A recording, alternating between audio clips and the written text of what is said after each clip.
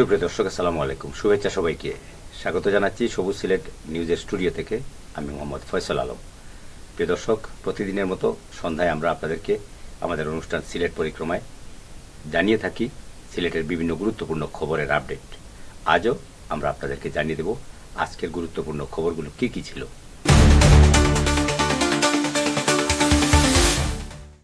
আজ 1 মে 2025, বৃহস্পতিবার। প্রিয় দর্শক, আজ ছিল সরকারি ছুটির দিন। এই দিনটিতে সিলেটে মে দিবসের কর্মসূচি নানাভাবে পালিত হয়েছে এবং এই খবরগুলো কাভার করেছেন অনেক সাংবাদিক, অনেক সংবাদকর্মী, অনেক সহকর্মী, যাদের মধ্য থেকে সবচেয়ে বেশি প্রোগ্রাম কাভার করেছেন এবং বড় একটি অনুষ্ঠান কাভার করেছেন আমাদের সহকর্মী আব্দুর রহমান হীরা, যিনি 24 বয়েজে কাজ করেন, দৈনিক যুগবাড়িতে কাজ করেন। তাকে স্বাগত জানাচ্ছি আমাদের স্টুডিওতে। হীরা ভাই, আপনাকে স্বাগত। আপনাদের স্টুডিওতে আপনাকেও স্বাগত জানাচ্ছি এবং আমাকে সবুজ সিলেট নিউজ স্টুডিওতে আজকের পরিক্রমায় আমন্ত্রণ জানানোর জন্য অনেক অনেক ধন্যবাদ। এবং দর্শক যারা আপনারা দেখছেন আজকে মহান মে দিবস উপলক্ষে আজকের অনুষ্ঠান, আপনাদেরকে ধন্যবাদ জানাচ্ছি। সবাইকে মে দিবসের শুভেচ্ছা জানিয়ে শুরু করছি আজকের যে খবরের আপডেট, সেগুলো জানাবো আপনাদেরকে। আজ মে দিবস পালিত হয়েছে বেশ উৎসবমুখর পরিবেশে সারা দেশে, এবং সারা দেশের মতো এই সিলেটেও বিভিন্ন কর্মসূচি পালিত হয়েছে। বাংলাদেশ, ভারত সহ বিশ্বের 80টি দেশে আজকে একযুগে মে দিবস পালিত হয়েছে। শ্রমিকদের অধিকার আদায়ের দিবস হিসাবে ধরে নেওয়া হয় এই দিনটিকে, এবং এই দিনে সিলেটেও ব্যাপক কর্মসূচি ছিল। সেই সব কর্মসূচির মধ্যে বিভিন্ন সংগঠন সমাবেশ করেছে, র্যালি করেছে। এগুলো আমরা জানবো আমাদের আজকের অতিথির কাছ থেকে। শুরুতেই আমরা সিলেট শহরে যে ঘটনাগুলো আছে বা সিলেট শহরের বাইরে, সেগুলো আপনাদেরকে জানিয়ে দিচ্ছি। প্রিয় দর্শক, মে দিবসের অনুষ্ঠানের খবর ছাড়াও আজকে সিলেটে অনেক খবর আছে, যেগুলো হলো দিরাইয়ে বজ্রপাতে একজন মারা গেছেন। শাহজালাল বিজ্ঞান ও প্রযুক্তি বিশ্ববিদ্যালয়ের সমাজবিজ্ঞান অনুষদের অস্থায়ী ডিনের দায়িত্ব নিয়েছেন উপ উপাচার্য।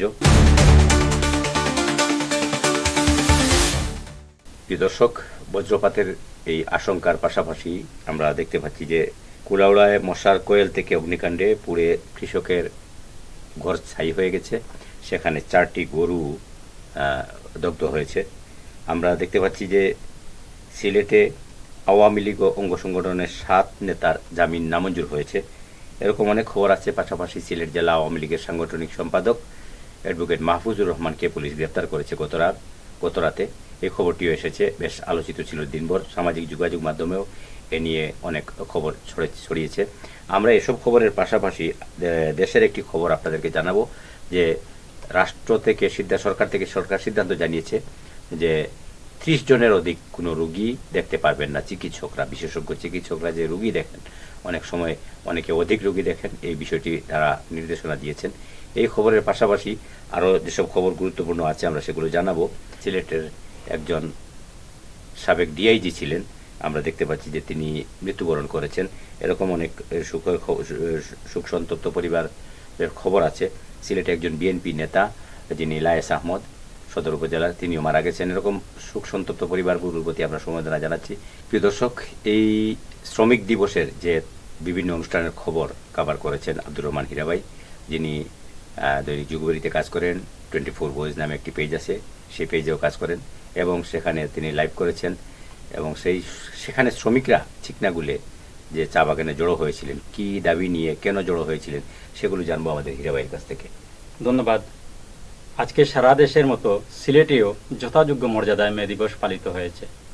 অনেক সংগঠন আজকে উৎসাহ উদ্দীপনার মধ্য দিয়ে র্যালি বের করেছে এবং সমাবেশ করেছে। তার মধ্যে উল্লেখযোগ্য যে র্যালি এবং সমাবেশ, সেটি হচ্ছে সিলেটের 26টি চা বাগানের শ্রমিকরা একত্রিত হয়ে সিলেটের চিকনাগুলে তারা বিরাট একটি র্যালি বের করেছে এবং তাদের যে চলমান সমস্যা যেগুলি, সেগুলি নিয়ে তারা আজকে আবারও বিভিন্ন সমাবেশের মধ্যে বিভিন্ন বাগানের নেতৃবৃন্দরা একই জিনিস বলেছেন, তারা যে চলমান সমস্যাগুলো সমাধান করার জন্য এবং বাগানগুলি যেন চলমান থাকে, তাদের রেশন এবং তাদের মজুরি যেন অব্যাহত থাকে, সেই দাবি তারা আজকে করেছেন আজকের এই মহান মে দিবসে।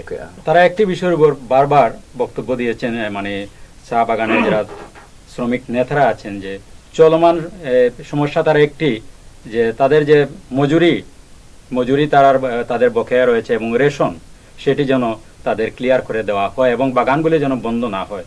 এবং তার মধ্যে উপস্থিত ছিলেন সিলেট ভ্যালির চেয়ারম্যান রাজু গোয়ালা, তিনিও শ্রমিকের পক্ষে একই কথাই বলেছেন। ধন্যবাদ। আমরা চা শ্রমিকদের খবর শুনলাম। সিলেট শহরে কারা প্রোগ্রাম করেছেন বা সিলেট শহরে যেসব অনুষ্ঠান হয়েছে সেই বিষয়ে যদি কিছু বলেন। সিলেট শহরে এই তো জাতীয়তাবাদী শ্রমিক দল, শ্রমিক কল্যাণ ফেডারেশন, ট্রেড ইউনিয়ন সংঘ, এনসিপি শ্রমিক সংগঠন, এরপর সিলেট জেলা সড়ক পরিবহন শ্রমিক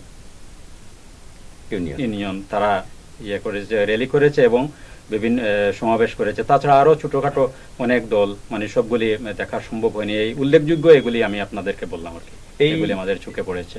এই সংগঠনগুলো ছাড়াও আমরা দেখেছি যে অনেকে সাংস্কৃতিক অনুষ্ঠান করছেন সভা সমাবেশের পরে, এবং দিনভর বিভিন্ন সরকারি অফিসের বিভিন্ন যে শ্রমিক সংগঠন আছে তারাও কর্মসূচি পালন করেছেন।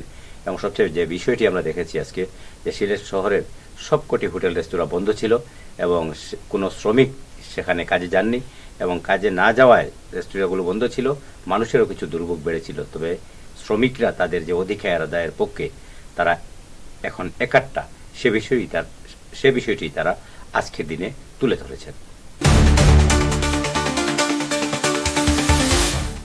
প্রিয় দর্শক, আমরা জানলাম যে শ্রমিক অধিকার আদায়ের এই দিবসে তাদের দাবি তারা তুলে ধরেছেন। আমরাও চাই বিশ্বের সকল শ্রমিকরা তাদের ন্যায্য মজুরি পাক, ন্যায্য মজুরি নিয়ে কোনো টালবাহানা যেন না হয় এবং শ্রমিকদের অধিকার প্রতিষ্ঠিত হোক।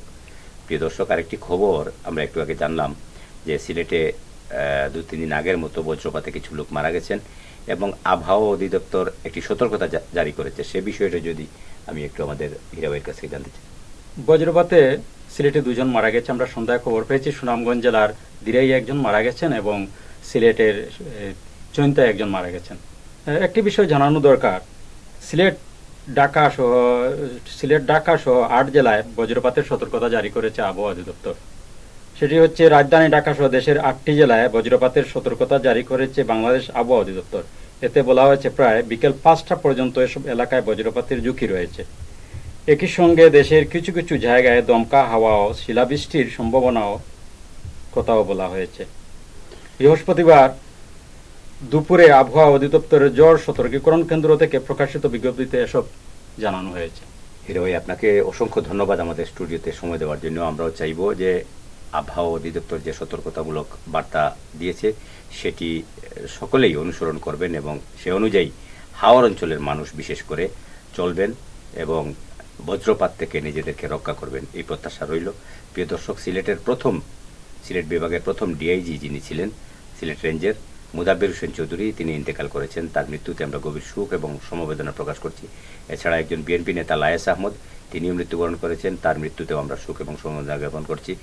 আগামীকাল একই সময়ে একই অনুষ্ঠানে হাজির হব, সেই প্রত্যাশায় ভালো থাকুন, সুস্থ থাকুন, সবুজ সিলেট নিউজের সঙ্গেই থাকুন।